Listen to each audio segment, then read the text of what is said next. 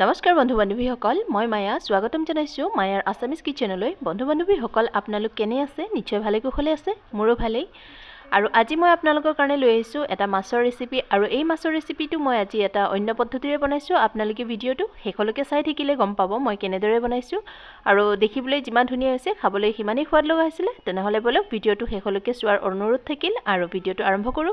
প্ৰথমতে মই এখন ফ্ৰাইং পেন লৈছো আৰু ইয়াত মই দি দিছো সৰিয়হৰ তেল তেলখিনি ভালদৰে গৰম হোৱাৰ পিছত মই মাছ দি দিছো মাছটো কমন কাপ হয় আৰু এনেকৈ পিচ পিচকৈ মই মাছটো দি দিছো এটা সাইড ভালদৰে ভাজি হলে ইটো সাইড মই লুটিয়াই দিছো আৰু এটা সাইড খুব ধুনীয়াকৈ ভাজি হৈ গৈছে আপোনালোকে দেখিব পাইছেই ৰঙচুৱাকৈ মই ভাজি লৈছো আৰু মাছটো যিমান ধুনীয়াকৈ ভাজি হয় তৰকাৰীটো সিমানেই ভাল হয় আৰু মাছটো ভাঙিও নাযায় তৰকাৰী বনাওঁতে এতিয়া ইটো সাইডো ভালদৰে ভাজি হৈ গ'ল এতিয়া মই এপিচ এপিচকৈ গোটেই মাছখিনি তেলখিনি নিগৰাই পেলাই উঠাই লৈছো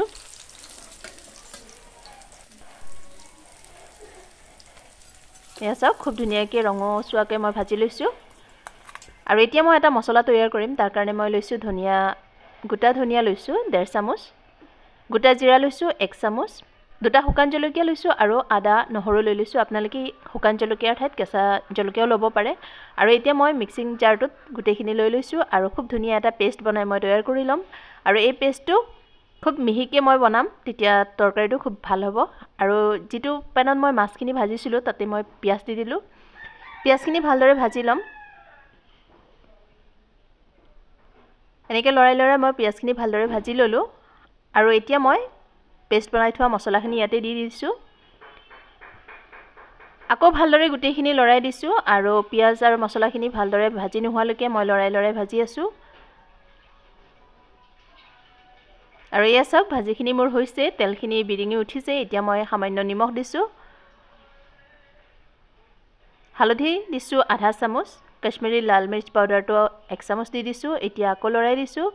ভালদৰে ভাজিম আৰু এনেকৈ মিডিয়াম হিটত মই গোটেই মছলাখিনি ৰান্ধি লম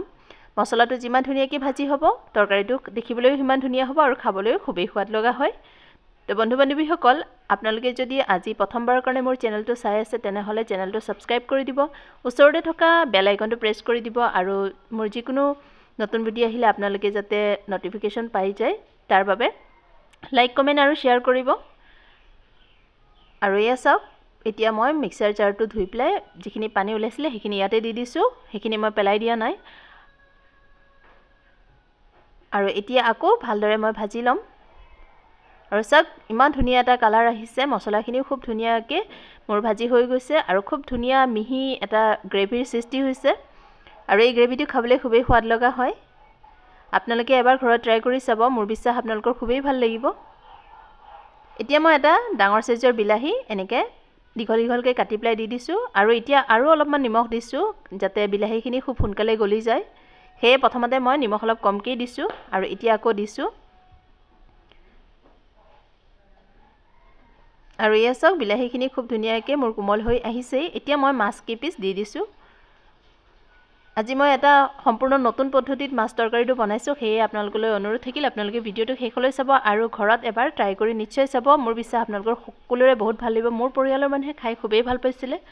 আৰু আপোনালোকে যদি বিচাৰে আপোনালোকৰ পৰিয়ালৰ মানুহেও ভাল পাওক তেনেহলে আপোনালোকে এবাৰ এই ৰেচিপিটো বনাই চাব ঢাকন দি পেলাই মই 5 মিনিট মাছখিনি এনেকৈ ৰান্ধি ললো আৰু 5 মিনিট পিছত মই এখন স্পেচুলা লৈছো আৰু খুব লাহে মই মাছখিনি এনেকৈ লুটিয়াই দিছো মাছটো ভাঙি যাবও পাৰে বুলি কিন্তু ভাঙা নাই আপোনালোকে খুব লাহে কৰিব আৰু এয়া চাওক গোটেই মাছখিনি মই এনেকৈ লুটিয়াই দিছো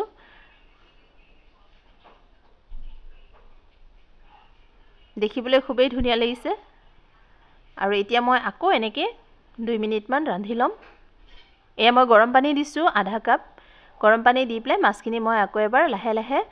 লৰাই দিছো যাতে মছলাখিনি তলত লাগি নধৰে আৰু গোটেই মাছৰ লগত ধুনীয়াকৈ মিলি যায় মিডিয়াম ফ্লেমতে মই মাছখিনি ৰান্ধি আছো আৰু চাওক গ্ৰেভিটো দেখিবলৈ কিমান ভাল লাগিছে গ্ৰেভিটো খুব ধুনীয়াকৈ ভাজি হৈছে কাৰণ আপোনালোকে দেখা পাইছে তেলখিনি বিৰিঙি উঠিছে যেতিয়া তৰকাৰীত তেলখিনি বিৰিঙি উঠা দেখিব তেতিয়া আপোনালোকে গম পাব যে আপোনাৰ মছলাখিনি খুব ধুনীয়াকৈ ভাজি হৈছিল আৰু তৰকাৰীটো খাবলৈ খুবেই সোৱাদ লগা হয় আৰু এয়া চাওক